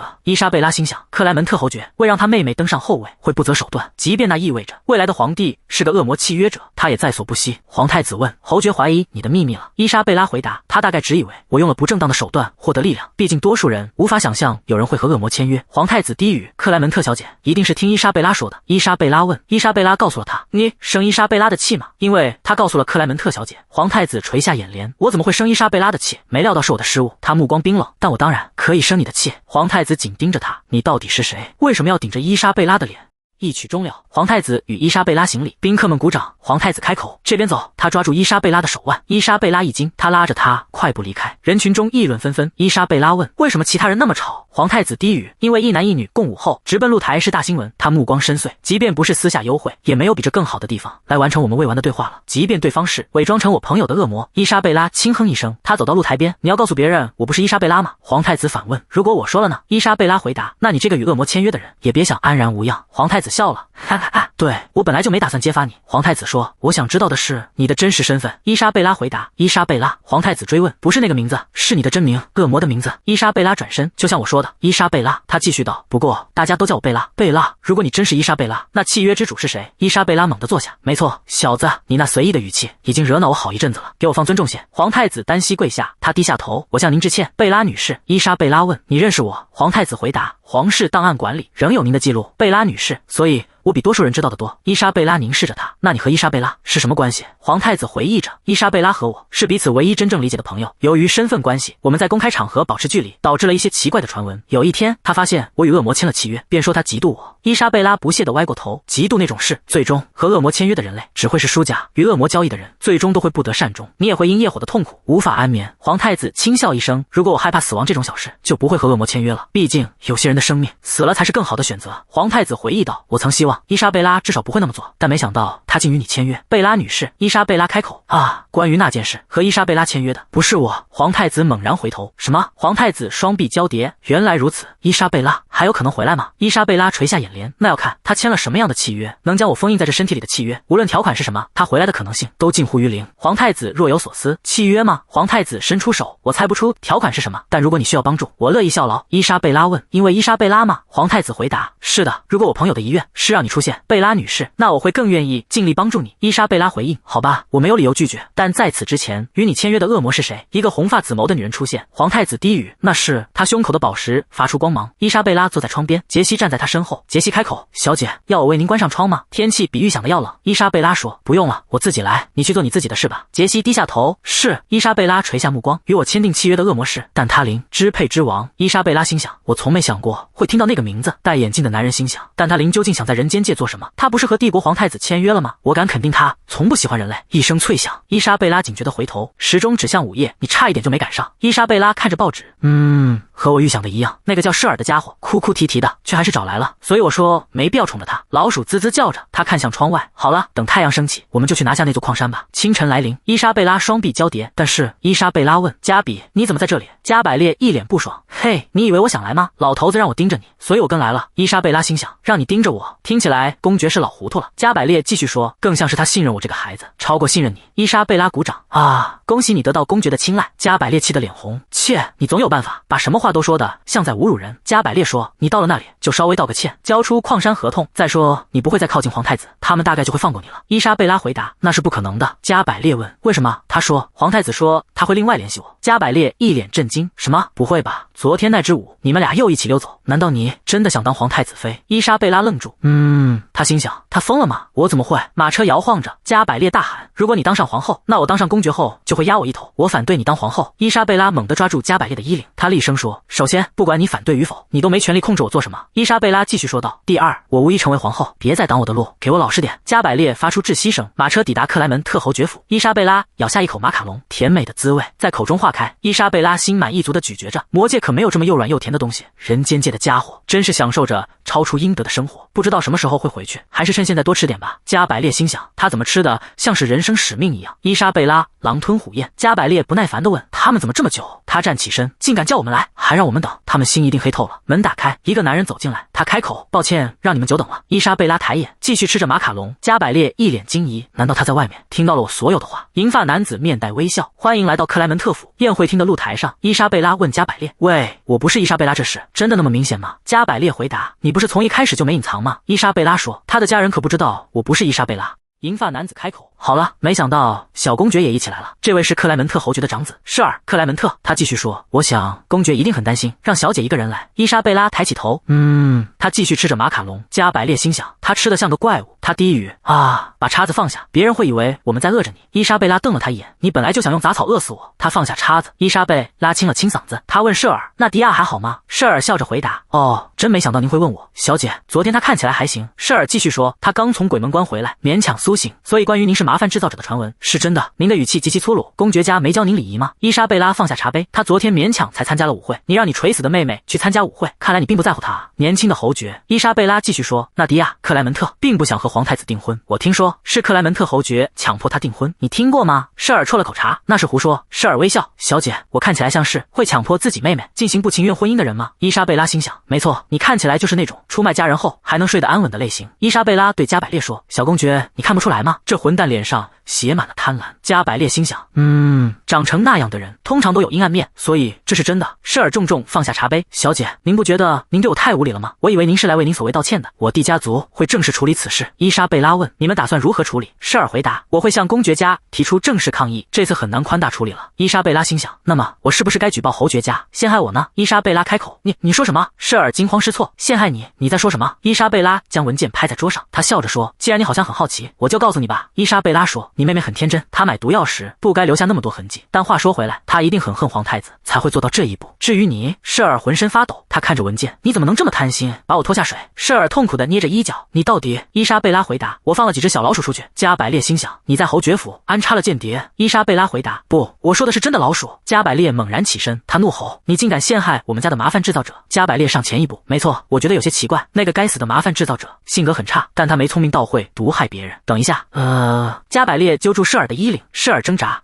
放開我！加百列怒吼，你以為公爵家是好欺負的嗎？有嘴就快說，把一切都告訴我。我說快說。伊莎貝拉開口，你這樣抓着他，他說不了話，先把小侯爵放下。加百列不耐煩地放開手。伊莎貝拉笑着說，所以克萊門特家想在公爵家頭上動土，如果鄧克爾德公爵知道了，他會怎麼處理呢？加百列心想，如果老頭子知道了，他把榮譽看得比什麼都重，而且記仇得很，他不會滿足於僅僅重創侯爵家，克萊門特家可能會因此被逐出首都。舍爾倒吸一口涼氣。伊莎貝拉展開文件，好了，我給你一個提議。他將文件遞過去，舍爾不解，一個提議？加百列在一旁看着。伊莎貝拉說，作為我掩蓋侯爵女兒所謂的交換，你簽下那份合同。舍爾閱讀文件，作為協商補償，克萊門特家將獲得指定鑽石礦的所有權。這部分我很熟。加百列回答。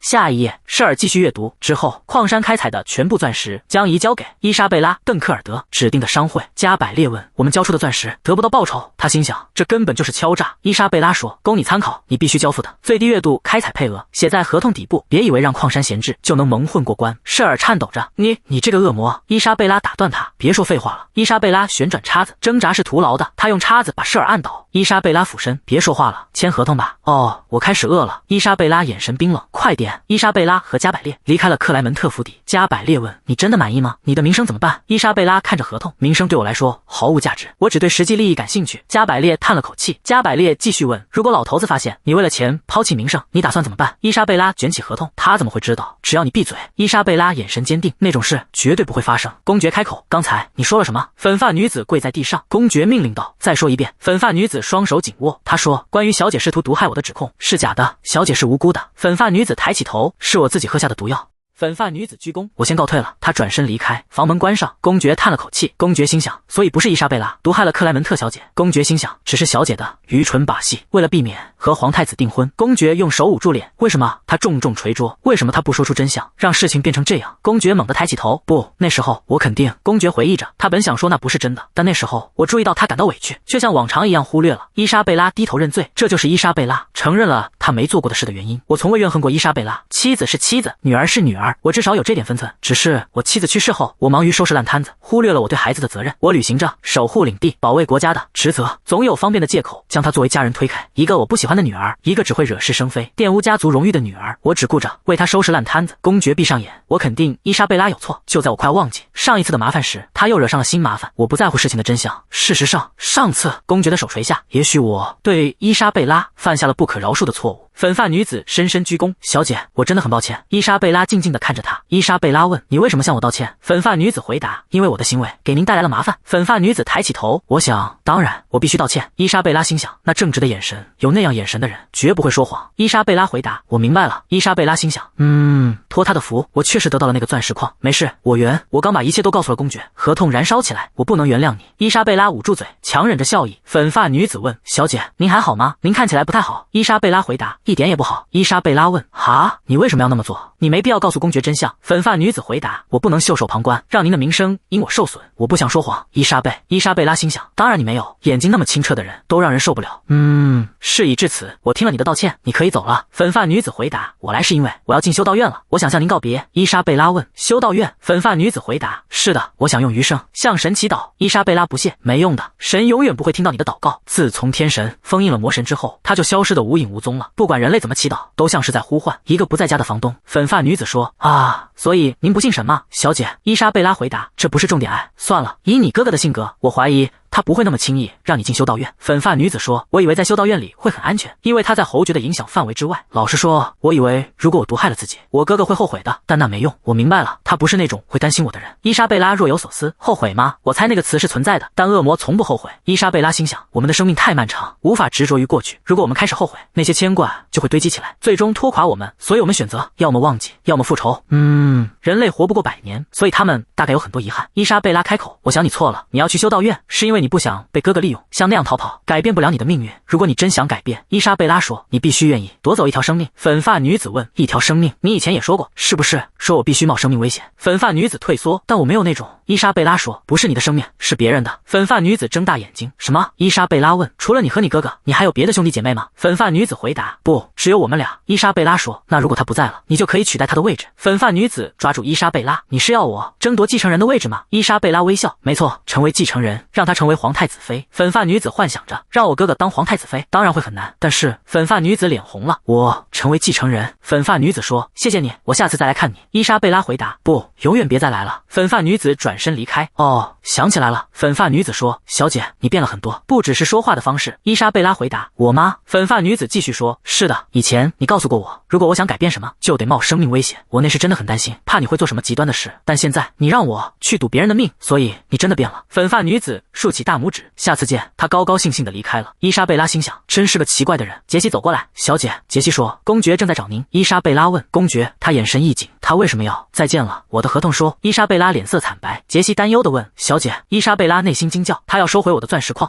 公爵說：關於小公爵夫人。伊莎貝拉站在他面前。公爵問：你為什麼要承認你沒做過的事？伊莎貝拉心想，你當然會問我，你想接管鑽石礦是吧？但如果我大聲說出來，只會引起更多麻煩。伊莎貝拉回答：反正你也不會相信我，我就承認了。公爵低下頭：對不起。公爵繼續說：為不信任你，也為打了你。伊莎貝拉心想：你終於放下戒心了。但該聽到這句道歉的人已經不在這裡了。我被打了一巴掌，還是讓我很在意。公爵說：至於我們承諾要交出的礦山，我會還給你們的。伊莎貝拉眼睛一亮：哦。伊莎貝拉心想：太好了，我會把它轉到我名下，我會告訴舍爾去從小公爵那裡取回合同。公爵繼續說：你一定很恨我。伊莎貝拉回答：恨你？不，當有人辜負你的期望時，才會產生恨意。我從未對你抱有任何期望，又何來恨意？公爵顫抖着：我深深的對不起你。伊莎貝拉面無表情：礦山的事解決了，我想回房了。公爵說：不過知道這一點，我後悔我對你做的一切。伊莎貝拉身體一顫，伊莎貝拉心臟劇烈跳動，她心想：我心臟上的魔法封印正在起反應，被封印的魔法正在慢慢回來。公爵問伊莎貝拉，她沉默了。公爵心想，就像和小公爵夫人。公爵心想，伊莎貝拉的願望一定也是家族的遺憾。他跪倒在地：伊莎貝拉，你怎麼了？伊莎貝拉心想，不，太多的魔力一下子湧回來了。他捂住嘴。伊莎貝拉咳出一口血，倒在地上。公爵驚叫：伊莎貝拉！加百列衝進房間，那個野丫頭又暈倒了。加百列問：發生了什麼事？醫生回答：我檢查過了，但是醫生說小姐沒有嚴重的病症。加百列揪住醫生的衣領：你這個庸醫，她咳血暈倒了，你怎麼能說她沒事？伊莎貝拉躺在床上，醫生說：請冷靜下來，如果真的沒什麼問題，我該怎麼辦？事實上，她比上次檢查時更健康，體重也增加了。加百列說：她以前咳過2次血，不可能沒事，再檢查一遍。公爵回答：不是2次，是3次。加百列心想：什麼？什麼時候發生的事？公爵回憶起，就在剛才，談話中，他突然咳血了。他問加百列：“你為什麼不告訴我？”加百列回答：“我也很沮喪。那之後，他看起來比以前更有活力，我以為他沒事了。”公爵說：“那你的計劃是什麼？不能讓他一直咳血，你得找出原因。”醫生回答：“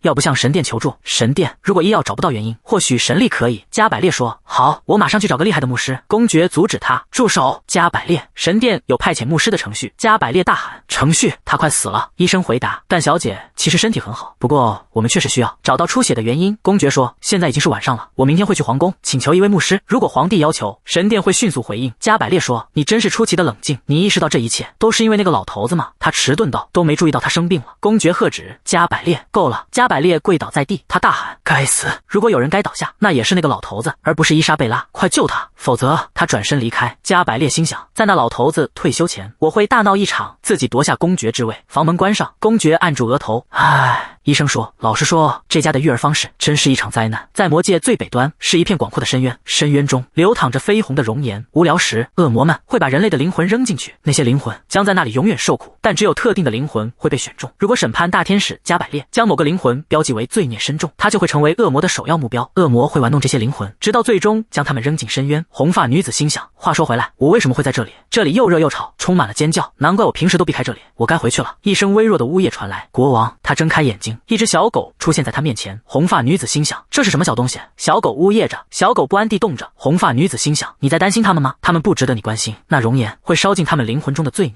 讓他們永遠痛苦。換句話說，他們是罪人。小狗嗚咽着，紅髮女子心想：沒錯，沒有人是無罪的。紅髮女子心想：但這些人不一樣，如果加百列標記了他們，等等，這裡的靈魂太多了，加百列100年才標記幾個人，然而這麼多人承受着如此嚴重的業報，加百列一定是奉天意對人類仁慈了。紅髮女子心想：是凡間的人類突然犯了更多罪，還是加百列的心變了？小狗嗚咽着，紅髮女子側過頭，即使他們是罪人，你還是擔心，因為他們是人類。小狗嚇了一跳，紅髮女子笑着說：你以為我沒注意到，你也是人類嗎？但沒有惡魔契約，人類的靈魂在這裡無法完整生存。紅髮女子跪下，小狗眼含淚水。紅髮女子抓起小狗：誰是你的契約者？更重要的是，她舉起顫抖的小狗：你是誰？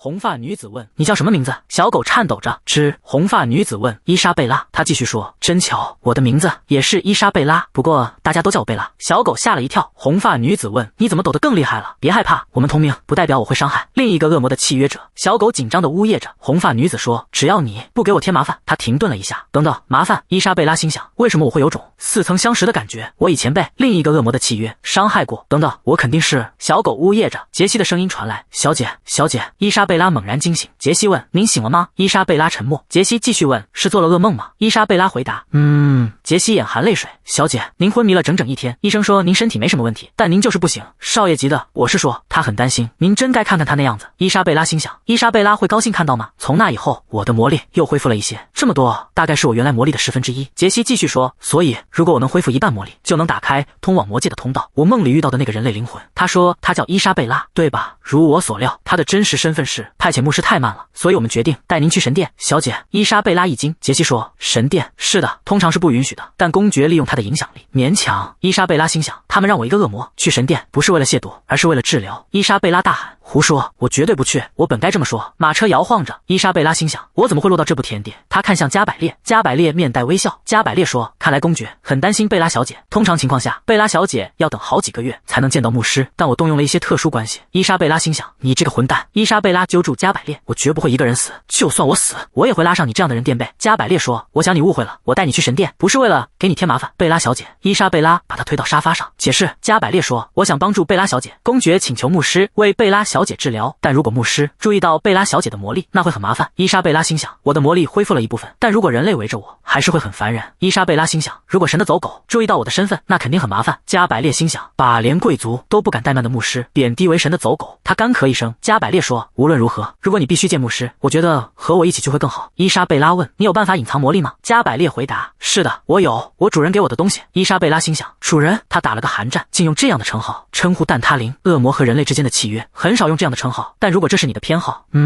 我會尊重。加百列心想，這是合同條件之一，絕对不是我的偏好。伊莎貝拉拿出護身符，伊莎貝拉心想，這是派蒙的全能，謊言之王派蒙，一個在惡魔中特別擅長欺詐，不是欺騙的惡魔。他有時會創造并釋放這種獨特的魔法陣來擾亂世界。據說激活這個魔法陣能暫時讓魔力看起來像神力。原本天神和魔神是兄弟，所以稍微扭曲魔力的能量，讓他看起來像神力，應該不難。伊莎貝拉把護身符貼在胸前，原來如此，這就是你一直以來能安全不被發現的原因。即便如此，我認識的支配之王可不是那種會如此細心照顧契約者的人。他與皇太子簽約，並如此保護他，究竟在計劃什麼？皇太子面露疑惑。從皇太子的角度來看，支配之王但他靈的全能會很有用，因為他能讓別人臣服並被控制。我不得不承認，支配之王但他灵的全能非常強大，他对人類、天使甚至同級別的领主都有效。很久以前，但他灵曾試圖對我使用那個全能，如果那時莉莉絲沒有阻止他，我肯定会。伊莎貝拉開口，聽着，我警告你，如果你敢在我面前使用你主人那可悲的支配全能，我會殺了你。加百列身體一顫，加百列回答，我會記住的。神殿出現在眼前，牧師說，殿下，請把您的手給我一下。伊莎貝拉心想，要這麼近的面對神的走狗，我也帶上了護身符，應該不會有麻煩。伊莎貝拉伸出手，牧師握住他的手，一股紅光閃過，牧師一驚，這股氣息是……伊莎貝拉心想，不會有麻煩的，對吧？牧師倒吸一口涼氣，他心想，不可能。牧師想要抽回手，伊莎貝拉緊緊抓住。加百列問，神父，你還好嗎？牧師擦着汗，沒什麼，只是有點頭暈。伊莎貝拉心想，氣息，他說了氣息，而且他似乎被嚇到了。他腦中閃過一個畫面，一個死去的神父。他心想，我以為他看到了我的魔力，但是牧師看着自己的手，手上沾着血跡。他問伊莎貝拉，殿下，這血您哪裡受傷了嗎？伊莎貝拉心想，是他的血。他看見了牧師的記憶，他被一隻血手貫穿心臟。伊莎貝拉心想，這是他對悲慘死亡的怨念。我的力量，你說一個能聽到天神聲音的人。一個聲音說，貝拉，天神讓你停止褻瀆。紅髮女子心想，你這個色鬼老頭，為什麼偷聽我的想法？他臉紅了。老頭，噗！褐髮女子笑了。我不該笑的。褐髮女子說，你的聲音太大了，傳到了天上，顯然天使們聽到你說的話後都暈倒了。紅髮女子回答，這是最高的讚美，沒有惡魔會拒絕褻瀆，讓他們享受吧，反正他們也躲不掉。褐髮女子說，真的，和你在一起真有意思。紅髮女子回答，我就當是恭維了。牧師的聲音傳來，小姐，您在聽嗎？伊莎貝拉回答，我在聽。什麼事？牧師說，其實我知道一個類似的案例。500年前，達芙妮小姐只是一個普通的貴族，有一天她覺醒了神聖力量，並得到了天神的啟示。加百列問，那不正好和小姐的情況完全吻合嗎？伊莎貝拉回答，別胡說八道，我可不像聖女。伊莎貝拉心想，等等，在人類面前假裝成聖女，那不就是魔族史上最偉大的千載難逢的褻瀆機會嗎？加百列不安，貝爾小姐，這令人不安的沉默。伊莎貝拉說，沒錯，事實上我就是聖女。牧師衝出去，我必須馬上見大祭司，告訴他我有要事相告。另一個牧師說，請冷靜。大祭司進了祈禱室，不能被打擾。您有什麼急事找他嗎？牧師回答，那是。牧師在另一個牧師耳邊低語。另一個牧師震驚，什麼？聖女？神殿裡一片騷動。加百列問，貝拉小姐，這到底是怎麼回事？伊莎貝拉回答，就像你聽到的，從現在起，我就是這個帝國的聖女。加百列心想，她怎麼看起來這麼僵硬？加百列心想，這太荒謬了，我甚至不知道那神父憑什麼判斷貝拉小姐有很高的神力。我在舞會上檢查時，貝拉小姐的魔力非常微弱，難道貝拉小姐的魔力？伊莎貝拉回答，從那時起發生了很多事。公爵之所以一開始會擔心，是因為我恢復魔力時咳了血。加百列跪倒在地，如果早知道，我就該另想辦法，我們就不該這樣帶你來神殿了。伊莎貝拉說，你為什麼不檢查得更仔細些？這是你的錯。他抓住加百列的頭髮。加百列苦笑，是的，是我的錯。無論如何，誤會歸誤會，你為什麼說你要成為聖女？貝拉小姐。伊莎貝拉回答，什麼？皇太子可以討好一個惡魔，稱他為主人，我就不能當聖女嗎？加百列回答，當你這麼說。伊莎貝拉心想，別質疑我的行為，多麼令人愉快的，如此規模的褻瀆。等我回去，這事夠我吹噓好久了。他說，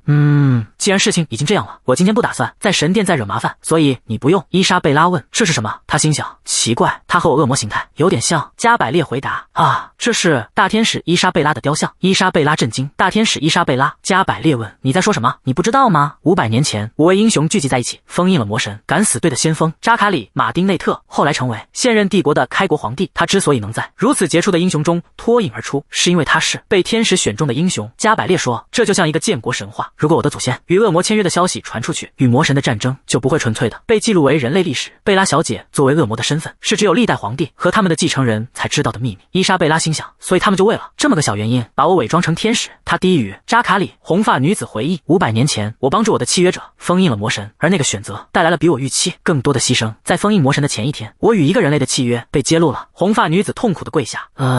魔神召喚了我，讓我跪下。魔神說：愚蠢的孩子，我告訴過你多少次，不要對人類產生感情，你卻做出這樣的選擇，讓我失望。紅髮女子回答：我只是不能破壞已簽訂的契約。魔神說：多麼可笑！契約上說，此生物將協助英雄封印魔神。作為契約之王，你知道措辭中的漏洞。紅髮女子沉默。的確，協助是一個極其模糊的詞，合同中的漏洞總是對更狡猾的一方有利。如果我從英雄的道路上移走一塊石頭，那就算協助。我從未真正打算幫助，我只是渴望那個靈魂，我只想看着人類英雄，然後在他們墮落時嘲笑他們，僅此而已。魔神說：你卻堅持追隨我的腳步，我如此珍視你，我會看着你的毀滅，直到最後。去吧，看個究竟。你會因你的選擇陷入無盡的絕望，你會毫無疑問的後悔失敗，結局已定。我最後的仁慈就是親自見證。紅髮女子回答：我永遠不會後悔我所做的選擇，永遠。但那之後，加百列的聲音傳來：貝拉小姐。伊莎貝拉握緊項鏈。加百列問：貝拉小姐，你還好嗎？伊莎貝拉回答：不，我不好。她伸出手，紅光湧出，擊碎了大天使伊莎貝拉的雕像。扎卡里·馬丁內特。伊莎貝拉踩着雕像的碎片，她低語：所以這真是你的意志。